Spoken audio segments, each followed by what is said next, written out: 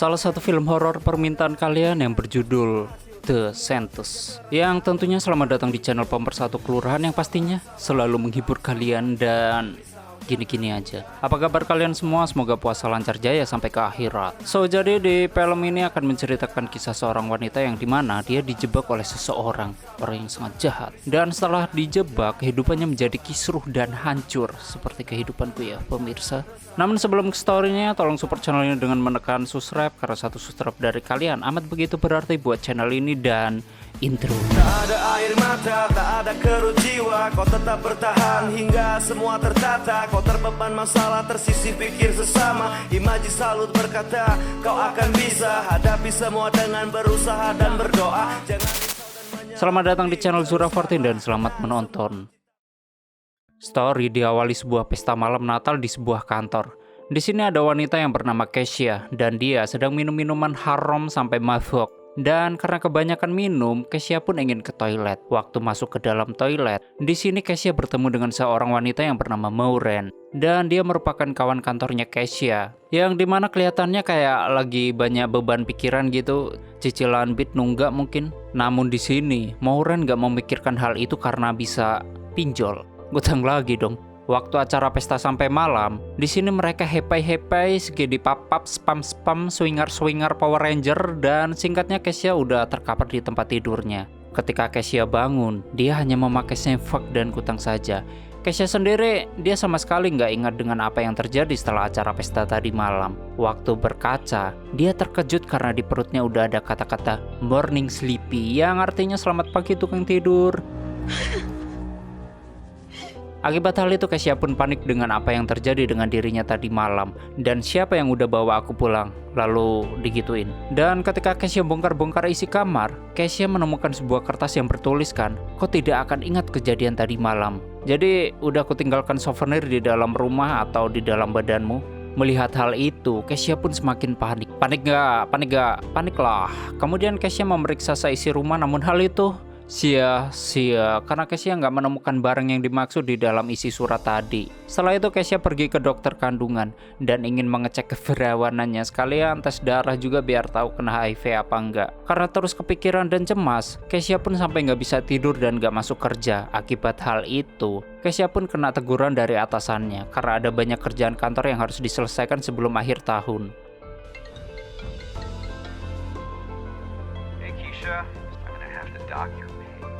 Ya daripada dipecat mau gak mau dia akhirnya masuk ke kantor lagi.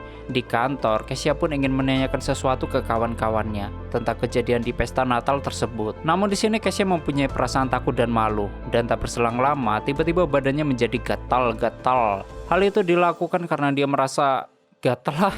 Namanya juga gatal ya digaruk. 1 minggu kemudian hasil laboratorium pun keluar. Badan Keisha ternyata bersih dari penyakit HIV, ditambah dia masih perawan. Namun anehnya, walaupun tes labnya menunjukkan hal baik, tapi badannya tetap gatal-gatal. Dan akibat hal itu Keisha pun semakin stres karena nggak tahu siapa pelakunya. Namun di sini dokter menyuruh Keisha untuk pergi ke psikiater saja agar rasa takut dan malunya bisa diatasi. Waktu selesai dari dokter psikiater, dikit demi sedikit Keisha ada perubahan. Keisha jadi mau beres-beres rumah kembali. Bahkan di kantor Keisha mulai ngobrol lagi dengan temannya yang bernama Sanjay. Kemudian Keisha mulai berani makan siang bareng sama kawan kantornya yang lain. Ya intinya beberapa hari setelah pergi dari psikiater, Keisha mulai merasa baikan. Hingga di suatu malam, tiba-tiba aja ada yang gedor-gedor pintu rumahnya. Dan ketika dicek, Keisha melihat ada sebuah foto Polaroid yang bertuliskan, "Apakah kau belum menemukannya?" Foto itu juga menunjukkan kalau mulutnya lagi dipegang sama seseorang. Akibat hal itu, Keisha teriak, "Asya!" sampai nangis-nangis tapi nggak guling-guling ya. Dan ketika foto itu mau dibuang, tiba-tiba di tong sampahnya ada banyak belatung. Lalu Keisha merasakan ada yang bergerak keluar dari mulutnya. Dan voila, keluar cacing-cacing dari mulutnya. Yang ternyata semua itu hanyalah mimpi buruknya saja. Namun setelah bangun, Keisha merasa seluruh tangannya semakin gatal. Waktu dilihat, tangannya semakin memburuk. Dan tak berselang lama ada seonggok cacing yang keluar dari tangannya. Yang ternyata Keisha hanya mimpi lagi Nih film apaan sih? Mimpi mulu. Kapan tembak-tembakannya? Heran. Akibat hal itu, Kesha masuk ke kamar mandi untuk melihat seluruh badan gara-gara foto yang dilihatnya tadi. Lalu, Kesha kembali depresi, dan penyakit parnoanya kambuh kembali. Keesokan harinya waktu masuk kantor, Kesha hanya terdiam, lemah letih, lesu lunglai, gak disemangatin Ayang, dan gak tahu mau ngapain. Lalu, si Moren dan Ellie datang menghampiri Kesha. Kesha pun beranggapan bahwa Moren dan Ellie mengetahui masalah yang dialami Kesha. Namun tiba-tiba saja Sanjay datang dan mengajak Kesha ngomong berdua di ruangan pantry. Padahal di sini Sanjay lagi bicara soal resignnya karena dapat pekerjaan baru yang lebih baik. Bahkan dia juga ngajak Kesha buat makan malam bareng sebagai tanda perpisahan. Namun Kesha berpikiran kalau Sanjay sudah menggodanya agar Kesha bisa diajak tidur. Dan ketika pundaknya dipegang Sanjay, Kesha pun langsung teriak-teriak metal hardcore gitu. Dan akibat hal itu orang-orang yang berada di kantor ikutan panik dan histeris.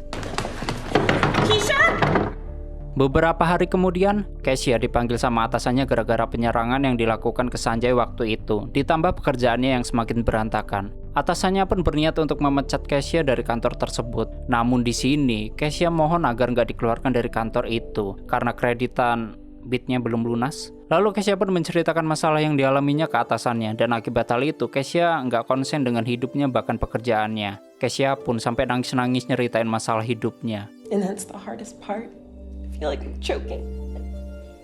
Sorry. Atasan Kesha yang mendengar curhatannya, dia menjadi iba dan peduli. Waktu Kesha mau keluar, atasannya mau memegang pundak Kesha, dan setelah itu, pipi Kesha juga dielus. Akibat hal itu, Kesha menjadi merasa aneh dan dia mendadak teringat dengan perkataan Sanjay waktu di pesta malam Natal.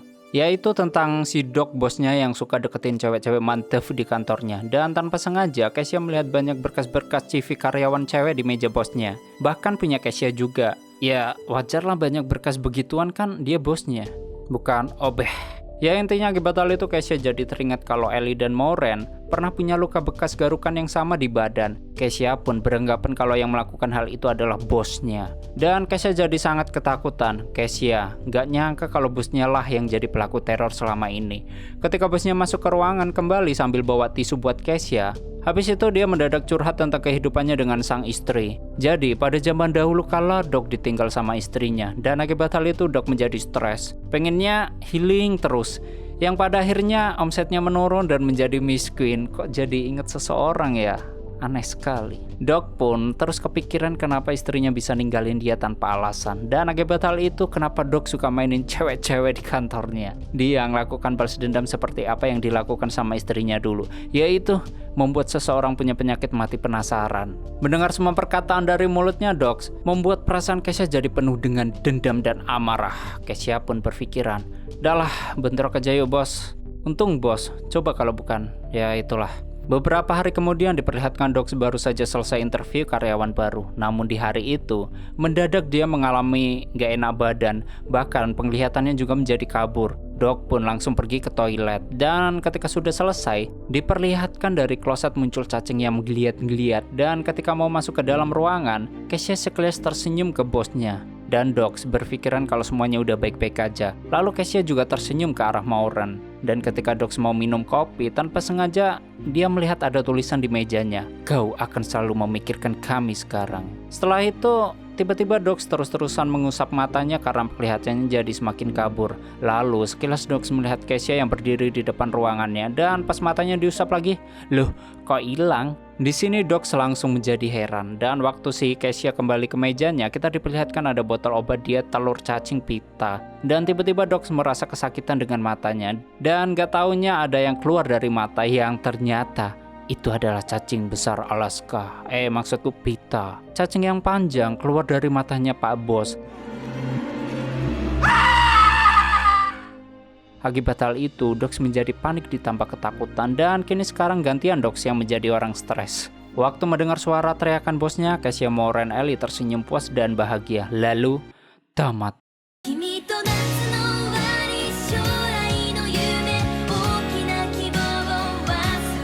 Oke, seperti itulah story film The Scientist. Dan bagaimana menurut kalian tentang film gaje kayak gini? Tulis di komentar.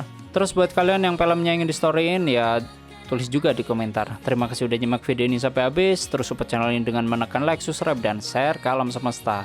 Ani pamit and stay on my channel. Jangan kemana-mana, sampai ketemu lagi di video selanjutnya. Bye-bye.